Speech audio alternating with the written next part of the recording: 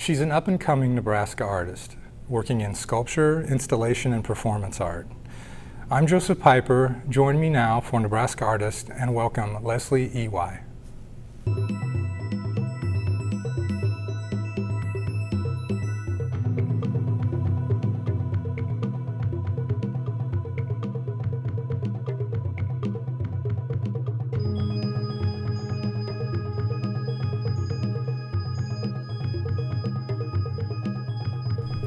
Welcome to Nebraska Artist. Today we're going to talk with Leslie Iwai, an up-and-coming Nebraska artist working in performance art, sculpture, and installation art. Leslie, thanks so much for being here today. I really appreciate it. So tell me how you decided, or how the evolution came to be that you became an artist. I think it's, when you're little and you dream of what you want to be. For girls, a lot of times it's dancer or artist. But I thought about that a lot when I was younger, but kind of forgot about it with the push towards people going into sciences and math in high school, and that was really necessary. And so I kind of went that path for a while through my undergraduate work, and then in graduate work my education. Would you want to know about my education? Sure. Well, my undergrad I did in math at Wayne State College, our state college, and I did a minor in chemistry.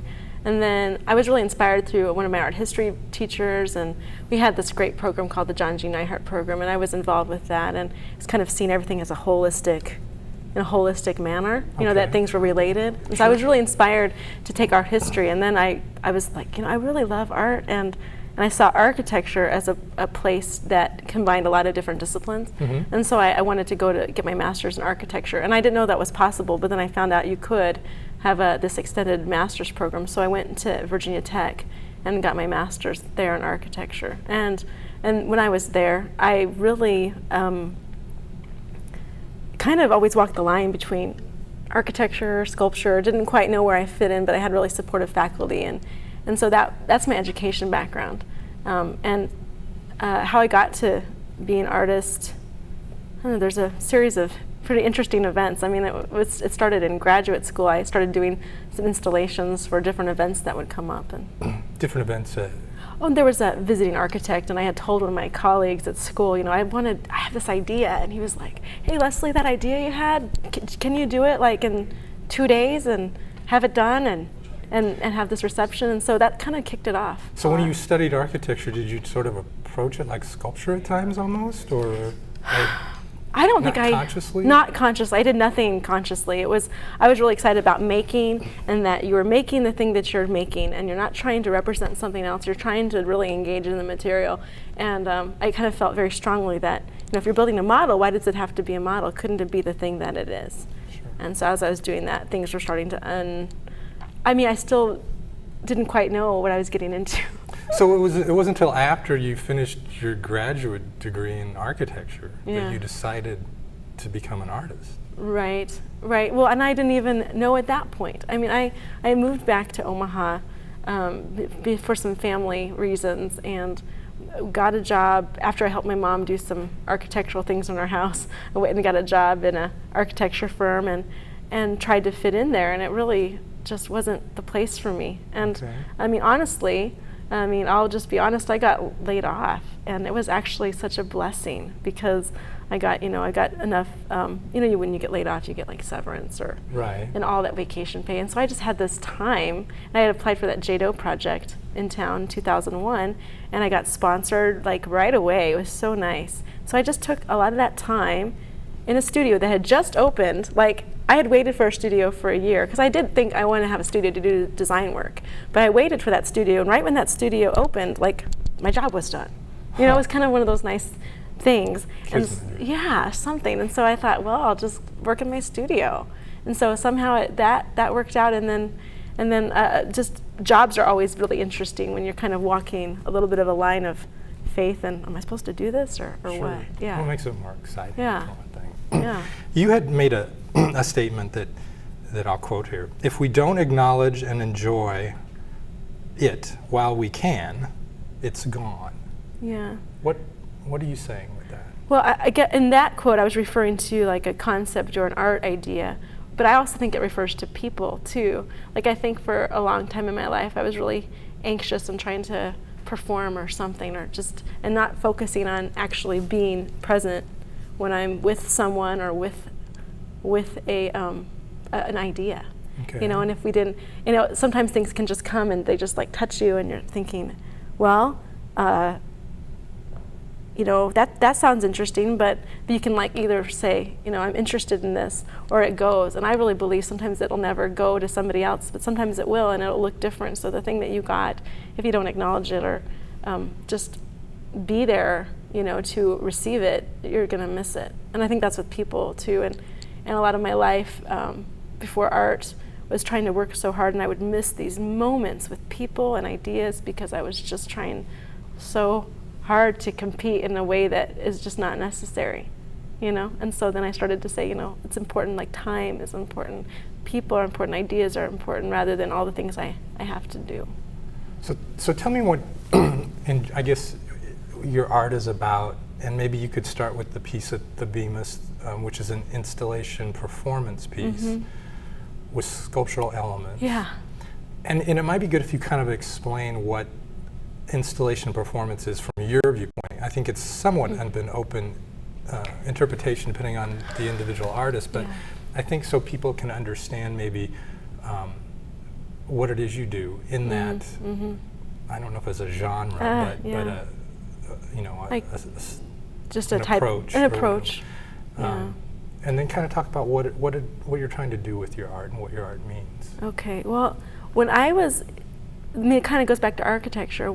I had this great teacher named Steve Thompson, and we had this class where we had to investigate words, and I love words, and I would like be a wordsmith, like really get into that. And I remember studying through just different, I don't know how I got there, but installation, and I kind of looked at that, and it was like install, like the idea that is like a stall is like a room, and it's a place to be, and it's like if you put a horse there, it would be like, I'm ready to run out any moment, but I have to be in this stall. So it's always like something on the brink of activity, on the brink of activity. So installation is kind of like capturing a moment before it like takes off, and performance, I believe, has that takeoff moment, and so I wouldn't say I've done tons of installations, but that's been sort of my focus, or the thing. I like things that are just like about to run or about to leave. And so, but me bringing this performance piece, I've never done a performance portion before. I mean, I've wanted to, but this has been awesome.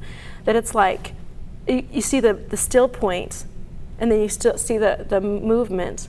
And like T.S. Eliot's one of my favorite authors. Like, I love poetry, and it's like at the still point, the world is turning, And so it's like, I think it's like that moment of quiet and silence, where before things are like about to explode or something. And so I guess I don't know if that even describes the genre in general, but that's how I think about it. And does the viewer participation is that a big element? Oh yeah. The word viewer is hard for me too as an artist. I mean, I'd like it to be like, I like participant, someone who experiences it. I don't even, because I really, because I guess when you say viewer, you think of looking at a painting, looking at. Or participant, it's an traditionally known viewer has to be someone involved to make the work happen. Yeah, it's an engagement. Like I really am interested in creating a world that someone can physically engage in, if not as much imagination. Like you go through it in your mind, or you go through it physically. So what, Gleaning in the Cracks of Light is the show that's at the Bemis. The Chambers is the main title. Chambers, Gleaning in Cracks of Light. Tell me what that's about, what you're trying to do with that. And talk about some of the sculptural elements to it and the performance elements. Okay. Part of the artist statement in the room, which I was just really crucial. And you come up with titles before you even know exactly how it's all going to fit, because you need to have a title first or something. And I thought, oh, is this the title? I think this is the title.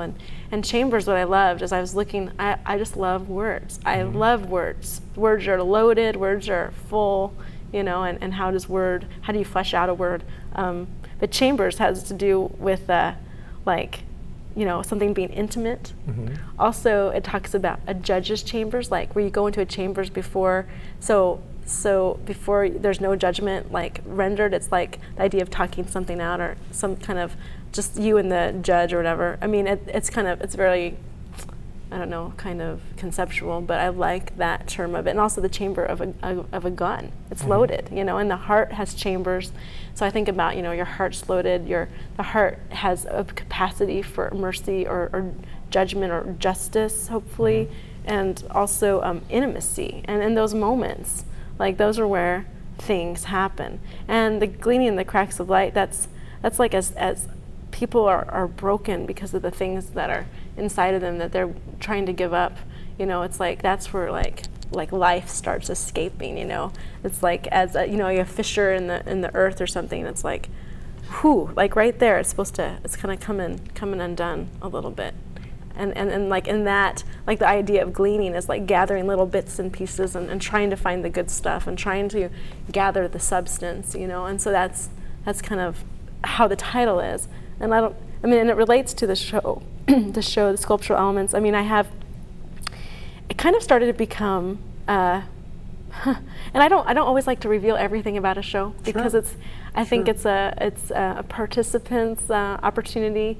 I think of art, we tell stories, and if you didn't have to tell the story, you wouldn't make the project. Sure. So part of that story that's kind of unfolding has to do with this parachute thing. I as an artist too, I was thinking, I didn't know it was going to be such a huge element, but it turned into a huge element. It's all started, a friend gave me 2 of these parachutes, and I knew for this show, and I had some army stretchers, and it just started to have this sort of army feel to it, and I didn't really quite understand it. But then I knew I wanted a dress made out of the parachute, and I've sewn a lot before, but like not a lot for people. Sure. And so I was like, I really want this dress made, and I was like trying to make it, and I thought I am not gonna be an ace seamstress, in like a month. I just am not. It's just not gonna happen. I have got all this other stuff to do, and I didn't have a lot of time to. I had to really rely on people being talented to help pull this show together. I felt like letting some people in on the concept was important. So I found a woman, Diane Del Signore, and she was just working doing alterations and stuff, and I brought her this, kind of asked on the phone, like, would you be interested in this special project? And brought her this big lumpy parachute and said, can you make a dress out of this parachute or something? Like 2 pieces, kind of formal looking, and and then I remember 2 nights later, she called me, she's like, this thing is making a ruckus in the mall, because she was in the mall, and she was doing this thing, and she said, I just stayed up all night, I couldn't stop thinking about your project. And so she had gathered, there's probably some images of it, but it's so phenomenal that people are really captured by it. But the parachute itself has to do with the idea of rescue and keeping something from falling too quickly or rapidly descending, It's like I think I talked to you earlier about, I'm interested in materials that are breaking down, but also preserving something about that breakdown, like keeping something from falling, rescuing, restoring. So is the dress a symbol of rescue, or the parachute is a symbol? The parachute is a symbol of rescue, and the dress has to do with rescue, but it also has to do with, like, I found out that the parachute was a Vietnam parachute, Vietnam era, and both my parents were in Vietnam. My dad was a bridge builder, and my mom worked at the Red Cross, and as I was looking at the dress, and the kind of things people have said, well, that looks like a wedding dress, or what is a ball gown, and it has kind of both elements to it, and the wedding portion I believe has a lot to do with something like reconciliation. Okay. There's like 2 things coming together, and it's a like that idea of wedding is like an idea of reconciliation or something, especially when you look at these 2 disparate things. My father was Japanese American, my mother was like from California and European descent, and they got married on December 7th. It was just like they didn't try to. It just happens, Pearl Harbor, Sure. But like when those things happen, like marriages and things that happen, like it has to do a lot with reconciliation. So that, to me, it has to do with people reconciling, to this thing that they're going to give up and making peace. So it has to do with peace and like an internal war. I mean, there's these 2 things going on. Sure. There's how many? You made some you made plaster doves. Yeah. And how many of those are there? Well, I probably made over 900, but what I put on the floor, I estimated, and I was so excited because I estimated almost perfect. Like it was like 800. Okay, and they're all perched on a clear glass filled with water. Mm-hmm. And talk about what the part they play in the piece. Well, they're all filled with confessions that I guess I would say gleaned out of a website that I put up for the show. Now I don't tell anybody the address. I figure if people are interested enough, they'll look. But it's not. I'm not trying to solicit my friends to do confessions. But it's a confession and repentance, and people put those onto the internet, and I would translate those one word per petal. And inside the bird is like a hollow belly. Okay. And so I had inserted confessions, like maybe one confession is like fills up 5 birds, and maybe one confession is like forgive me, you know, and there's just 2 petals in there. So they all have a story. And then they sit on these glasses, and the glasses have water in them, but as they sit in there, the gravity kind of takes hold of the roses, and they kind of fall and discolor the water, and it kind of says, you know, sometimes things leak out and they change your life, you know, they taint your life. The glasses are about everybody has a cup to drink, you know, it depends on how you drink it or how you view it. You know, it's like the idea of flock, which is very group oriented, versus individual, which is about who you are and your individual cup. Okay. So it has to do with that day, like, and you know, just a daily understanding. And some people have fuller cups than others. I mean, some people have everyone has a different life. Sure.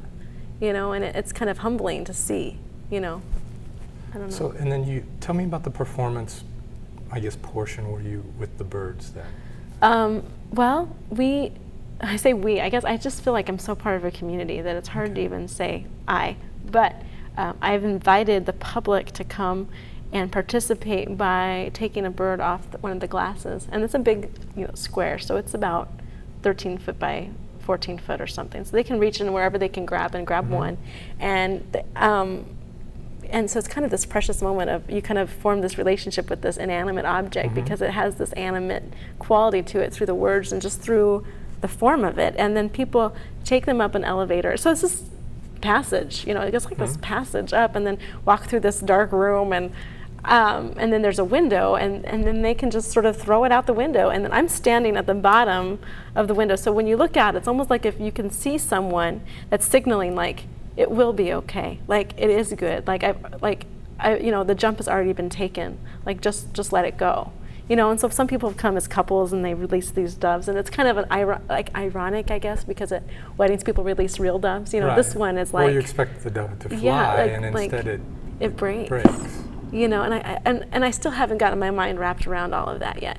But the beautiful thing is people express themselves so differently on how they release the doves. It was amazing. Someone's like football launching, you know, someone's like bonk, you know, someone's like trying to throw it up in the air. You know, and I think it has to do with, you know, people's personalities. Sure. Everyone is individual. And then as they were broken on the ground, it was as if it was just, I don't know, something so beautiful was really, everyone, like there's a lot of joy. And then people just started bringing the pieces back onto these stretchers that we had carried out, and I was like, I don't know, I was overwhelmed. I think I was drunk on joy that day. It was just beautiful.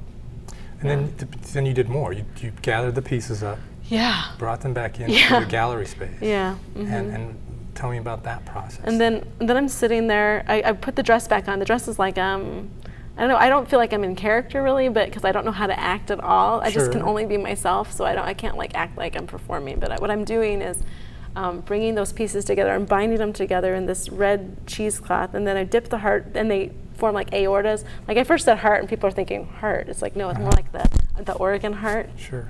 And then what it is putting it's like putting them all back together again. It's like Humpty Dumpty or something, but like this real like flesh sort of thing, and then dipping it in beeswax and putting them back on the floor, so they form this other kind of red surface underneath the birds. And it's kind of like reality versus like maybe that surface or something.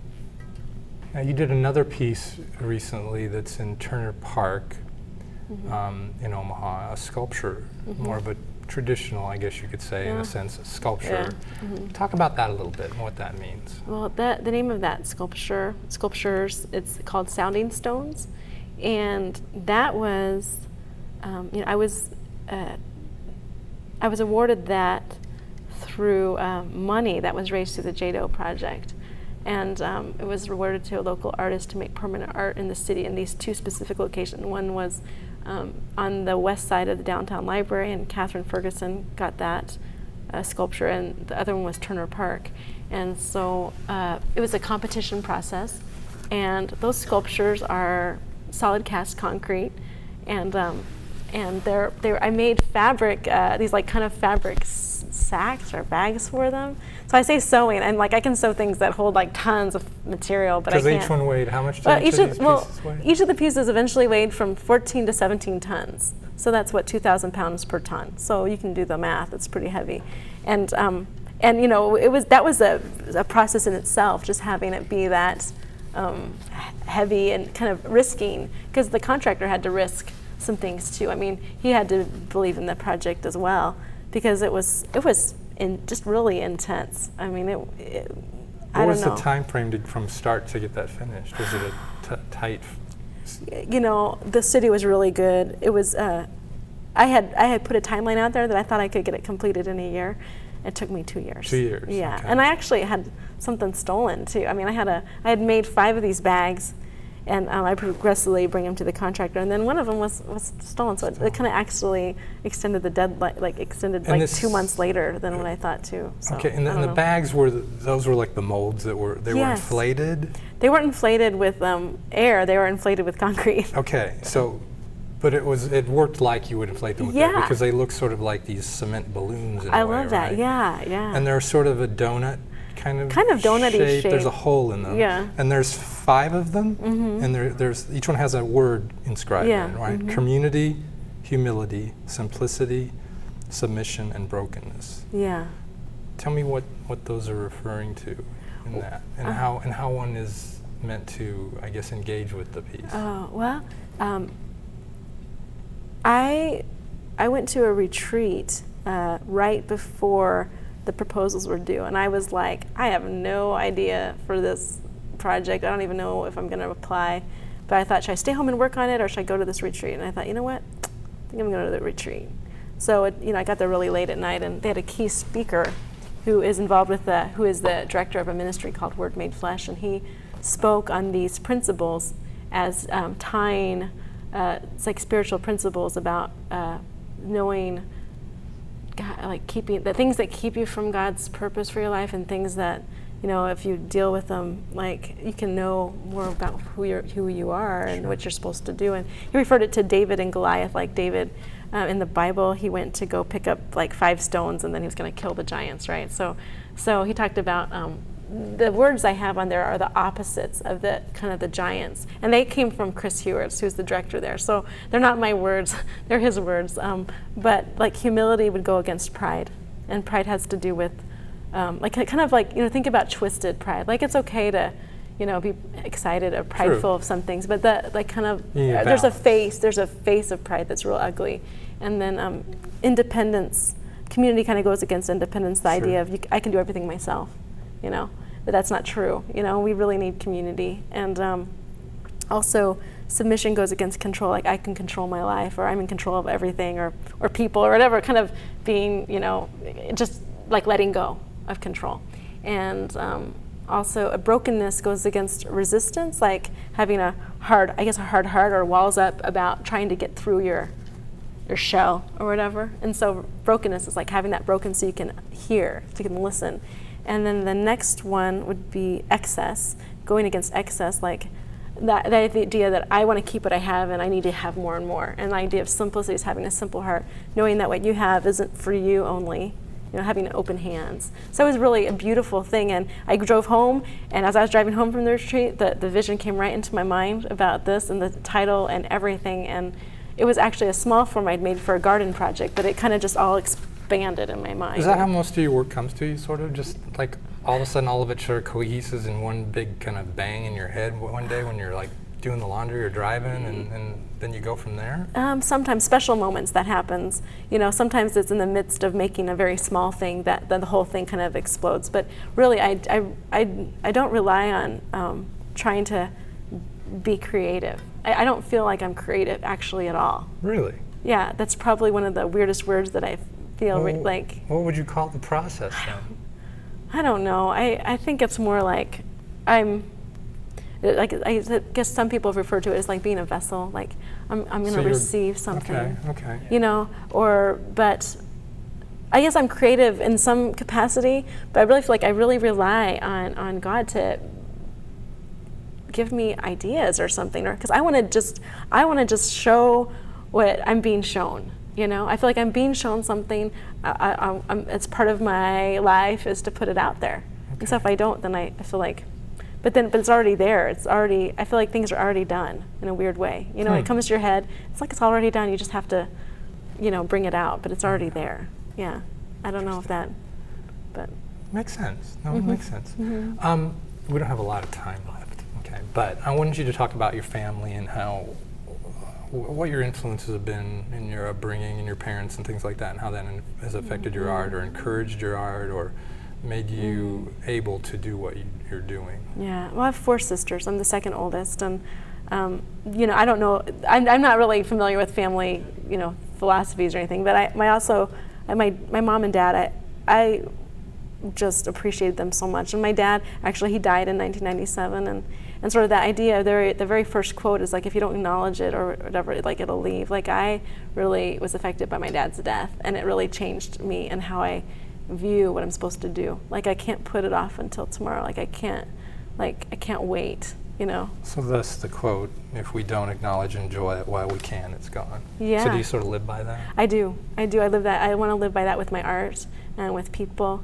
And I think with my family, I mean, families are just challenging, you know. It's sure. good. It's good. You know, it's good. And keeps you hopping. I always like those 5 stones. I have 4 sisters, so I always feel like they each kind of have something to do with one of my sisters. Oh, it's interesting. Kind of fun, yeah. Interesting. You know. Do you think you'll always? Do you think you're going to continue with art now, or do you think you could possibly change gears at some point and become a mathematician or a chemist, or do you think art is where you're going to be? I don't know. I have to kind of be like open-handed with it, because I want to keep doing art if that's what I'm supposed to do. But I'm kind of taking some steps in the next few months to see if that's what I'm supposed to do or not. I mean, I enjoy it, but So what's the next thing you're going to be doing? I'm going to Sierra Leone, Africa for 4 months. I'm going to be working with a group called Word Made Flesh. It's about serving Jesus amongst the poorest of the poor. We're going to help with, not help, I guess, we're going to go and see and be with people who've suffered through their Civil War, dealt with like conflict diamonds and things like that. So I'll be working with kids. I love art. I work with kids right now. I love working with children, and I don't pretend to know any of those answers, but that's where I'm going to go next. Leslie, I want to thank you so much for being on the program today. Well, your show's still with Bemis now for a little bit of time, correct? And it's Chambers, Gleaning in Cracks of Light. Yeah. Leslie Iwai, thank you very much for being here today. Oh, thank you, Joe. You're welcome.